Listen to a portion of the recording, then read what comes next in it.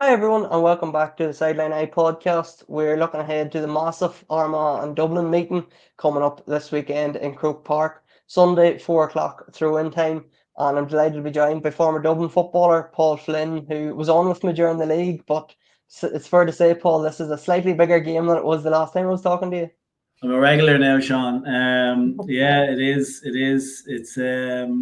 I think when we were chatting the last time for the league game, we were saying that it was an important game, and it was. To be fair, the league games are critical. But anytime, I suppose, the All Ireland champions Armagh in this instance, we're welcoming the Dubs to town. It was going to be a big day out, and we know what happened that is particularly in that first half. I'm hoping that the game, especially in the first half, doesn't play out the way it did that day. But no, really excited about the game. Hopefully now we'll get a good crowd. I'm sure the Armagh fans are going to come down in their throngs. So should be a great occasion. Yeah, it's just saying the offer there, Paul. We were talking about it. It's actually 15 years since Armagh and Dublin played in the championship, and I suppose for Armagh fans, it's these big days in Croke Park against the likes of Dublin, Kerry. They don't come around all that often, so they're something to get excited about from a fan's point of view. Anyway, I'm not sure about the players. Oh, players will be buzzing for this game, because the way teams are coming into it now as well, like obviously Marmah after that brilliant performance against Derry for the majority of the game, but at the same time saying to themselves, yeah, but we didn't play well in the final quarter, and or particularly in the second half, really, but they were just so good for so much of that game, and Dublin coming into it now probably riding the crest of a bit of a wave after the Galway performance, which I guess the team probably knew they had that in them, but I'm not sure after the Meath game that many of the fans believed that that kind of performance was in Dublin, and there's a lot of excitement around Dublin. It's amazing how it can turn on its head pretty quickly after one result, but there's a buzz around the capital again in relation to the Dubs. So it's teed up nicely. It really, really is. It's teed up so well because, in a weird way, Dublin have nothing to lose. I know it's their home game, in the group stages, and everybody's targeting winning their home game. But at the same time, they're welcoming the All Ireland champions. This probably takes off a bit of the pressure, but equally they'll want to get a scalp. It'd be a huge win for Dublin.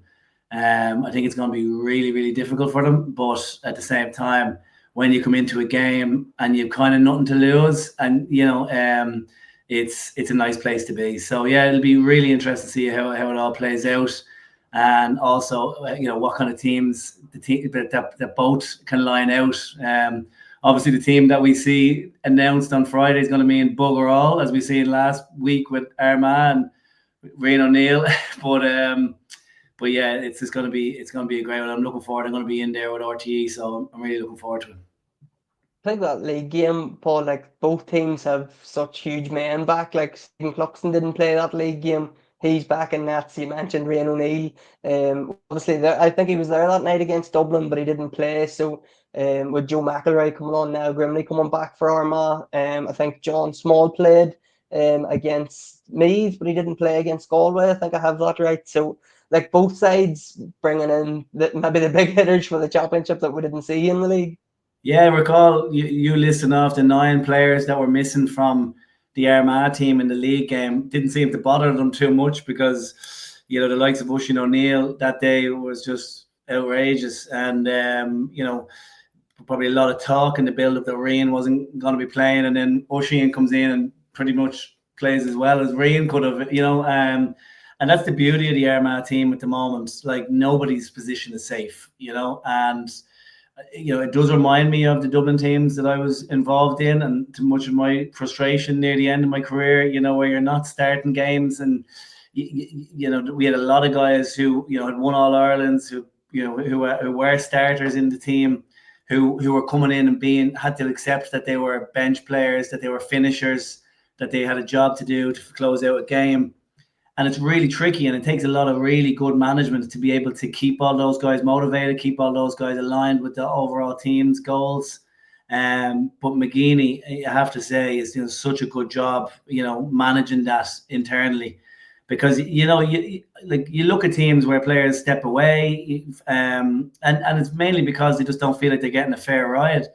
And you look at the likes of Conor Turbot there coming off the bench against Derry, kicking 1-2, a crucial 1-2. And he it was early in the game when he came on, but he still had to be prepared for that because he wasn't starting. He hasn't been starting every game. But that's the strength of the Armagh squad at the moment. The guys can just slot in and slot out, and their overall team systems are so good, and everyone knows their job, that the personnel, it's not making a massive difference who the personnel, who is wearing the 1 to 15 jerseys, and that's a really, really strong place to be for Armagh. Dublin are not in that position at the moment. They just haven't got that depth of talent, but they're blooding a lot of these young guys. And what impressed me the most against Galway was obviously Kieran Kilkenny and Con were fantastic.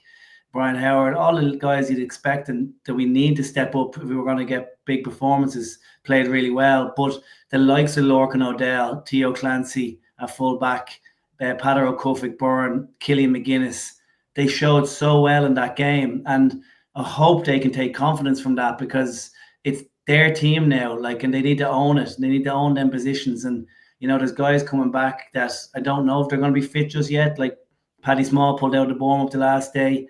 John Small didn't play. So it's just about whoever takes the jersey has to go and put in a shift. And that's what we've seen against Galway. And we'll need more of that against Armagh this weekend. I suppose just on Ryan coming back, Paul, I think we did speak about him on the last podcast during the league, and I think you actually compared him to the likes of a Dermot Connolly from a Dublin perspective, but he's in now. He got maybe 45, 50 minutes under his belt last week. He's got a starting jersey. He loved the prospect of going to Croke Park and putting on a show. How big of a difference does he make for Armagh in terms of the top All-Ireland contenders? It's the bit of stardust, Sean. When I say earlier that you can replace most players because the systems are so good, Ryan's a bit an exception to that rule because while he plays the systems really well, he does his defensive duties. He'll set up on kickouts exactly the way the team need him to. He just has an ability to be able to go outside the norm and do things that most other players can't do. So having that bit of stardust on top of really strong systems and a strong panel, it's the difference. It's the 1% when it comes to the games at the latter end of the season where he makes a difference. And I actually can't recall Ryan ever playing a bad game. You'll remember better than me probably, but I can't recall him playing a bad game of football in Croke Park. He loves it there. Anytime he's played Dublin there, anytime I've seen him there in the championship, he just feels at home there. And most really good players do because they see it as an amphitheater. They see it as the place where you perform as top players. And he seems to just have so much fun there. And so getting them 50 minutes or so under his belt last week will stand to him something fierce. I suspect he's going to have a big say in this game on Sunday. The last time Armagh were in Croke Park, Paul, of course, they were collecting Sam Maguire. That was last July, and they're back in it now. It's their first time back in it. I don't know, is it just another game that they don't think about that, or is there going to be a chill down their spine when they're walking into the changing rooms and just getting glimpses of what happened last summer? Yeah, it's hard to know. I think that they will definitely have fond memories. The one difference I'm just thinking here now is they'll be most likely in a different dressing room, which is yeah.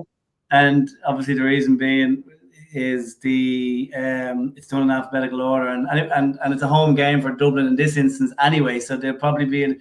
So that's the only slight difference. But they look, that's you're turning right instead of turning left when you walk into the dressing room. It's not a massive deal, but at the same time, it's slightly different, and there might be no harm. And I know it's only a small thing, but the idea that just it separates the fact last year, they'll still have that buzz when they're driving in the bus and they're pulling into Croke Park.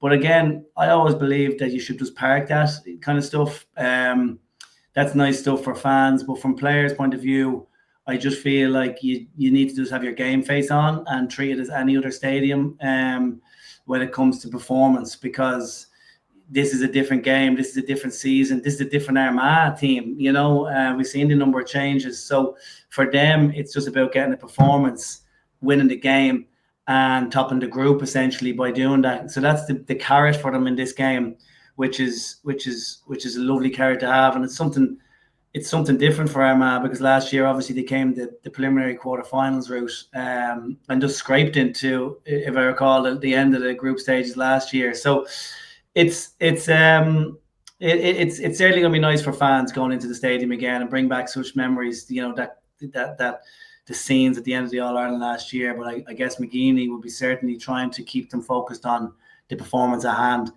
And for me, that is centered around getting a good start. And like what they did in the league game against Dublin, they can really they can bring doubt to this Dublin team by getting a good start. And if they do that, we see what they can do to teams, regardless of who the opposition are. They can blitz any team. If they pin you in on your kick out, if they're showing that pace and energy when they have the ball, and they're transitioning in numbers, creating overlaps, and when they're setting up their set plays and attack, and getting Grugan on the ball. I think that's the type of thing that they really want to do in the first quarter. And I know Grugan kicked 3 points the last day, but Baker did a decent enough job on him from a Derry perspective.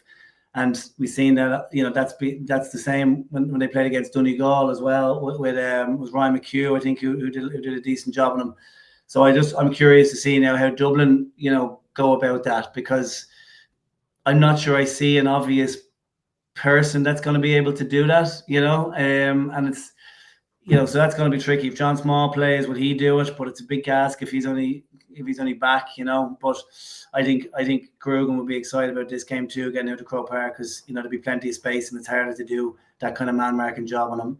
And there, I sort of had John Small paying for Ryan O'Neill if the two of them start, Paul. I had them maybe lining up against each other. I suppose you have Theo Clancy there too. Would he possibly be a match he's for still Ryan? on the full back line. I'd say maybe if it depends. Obviously the changes are the positions are interchangeable, but if Murnan lied out there, he might pick up Murnan. But it just depends. Turbot could get a start. Like, no one knows what team.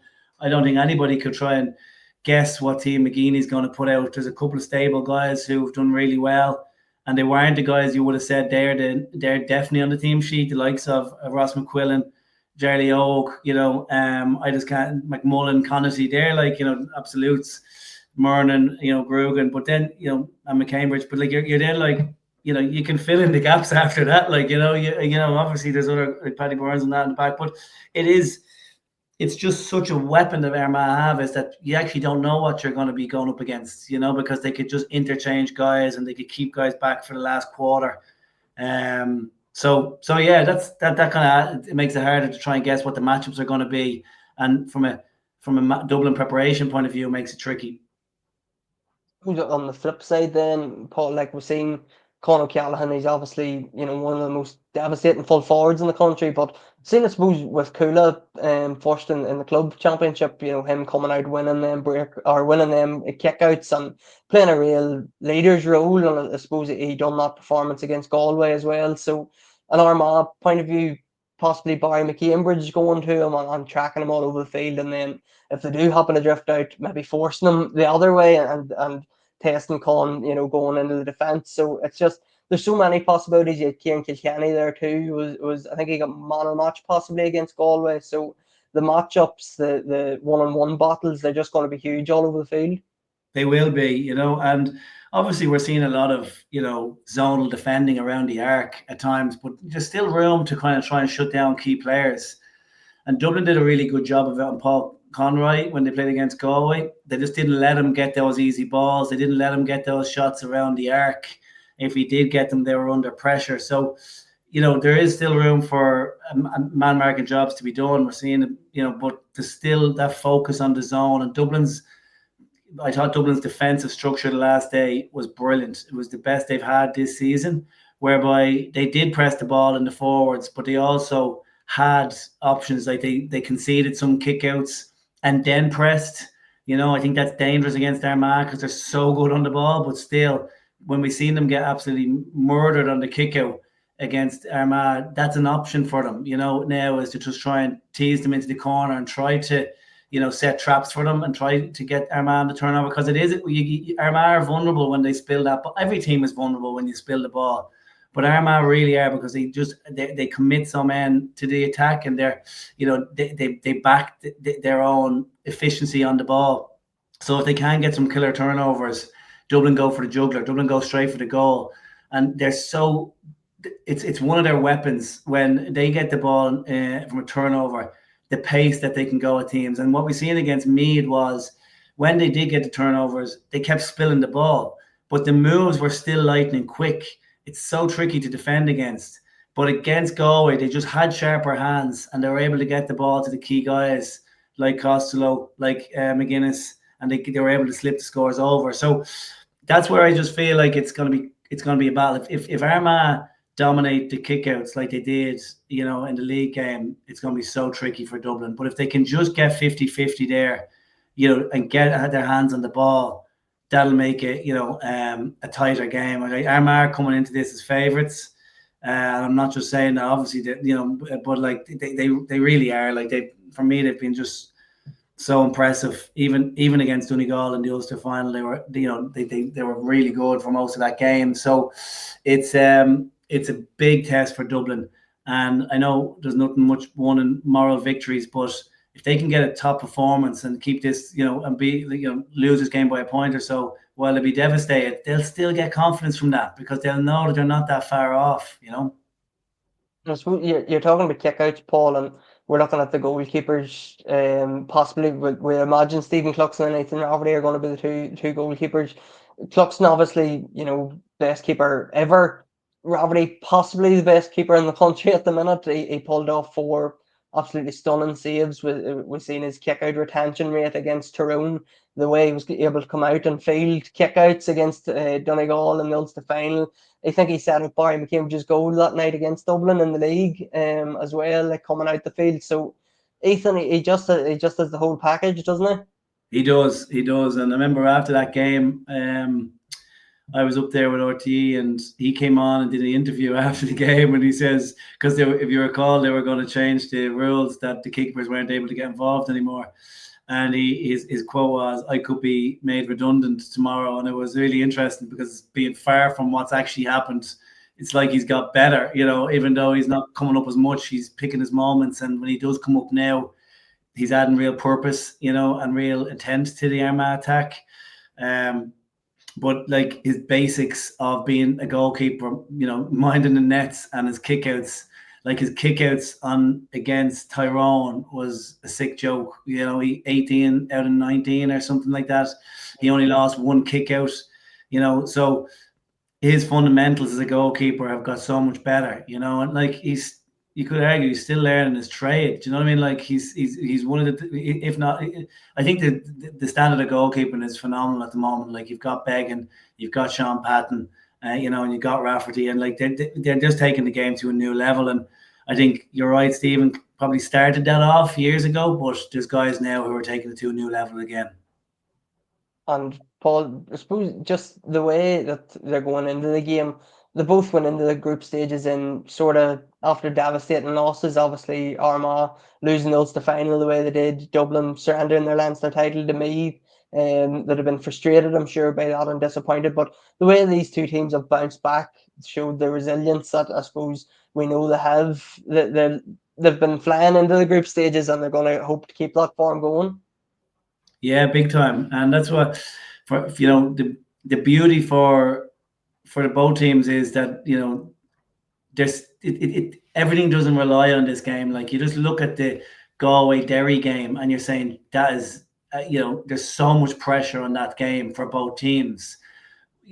There's pressure on both teams going into this game for Armagh and Dublin, but it's not the end of the world. The likelihood of them getting out of their group is so high now that it just relieves that pressure valve a bit. And I think that was going to be more, like I was worrying about this game because I was thinking pre the Galway game, I was worried about this game because I was assuming that Dublin were going to get beaten by Galway, and then it was a completely different story. Now, just allowing Dublin just to relax a bit, it makes it easier for them. Maybe there's more pressure on Armagh, just to have that maybe real graw to want to go and win and top the group, and get a win against Dublin and Croke Park. There's a few more factors there that might just. But look, I think Armagh are well equipped to deal with the pressure anyway. I don't think that's going to make a whole pile of difference. The fact that both these teams play a lot of friendlies and challenge games against one another. I'm not sure if they did many this year, but I know in the past couple of years, the fact that Ciara McGeaney and Desi Farrell are quite friendly, they have tested one another out in really competitive challenge games.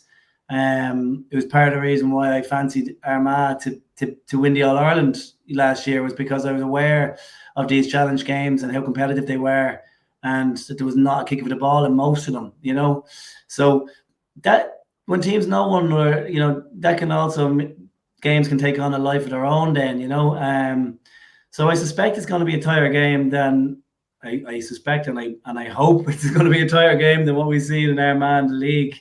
But there is still a fear in the back of my mind, because of the inconsistency with the Dublin performances this year, that if they're off by a couple of percent, Armagh could absolutely put 10 points on them. I just have that little fear in the back of my mind. But Dublin have been decent in Croke Park this year, even throughout the league. When there's been ups and down performances, they have been decent in Croke Park. So will that play a factor? From a Dublin perspective, I certainly hope so, and hoping that they build on the positive performance against Galway. On the unfair question to finish then, Paul, you've sort of said, there's question marks over this one, probably over both sides of different pressures and stuff. But if you were making a prediction, how do you see the game finishing? Again,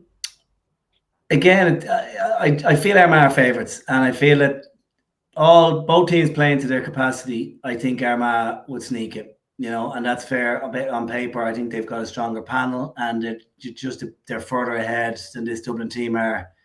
But if Armagh are slightly off and they underperform, and Dublin play the way they played against Galway and the way they've been playing in Croke Park in the league, it closes that gap.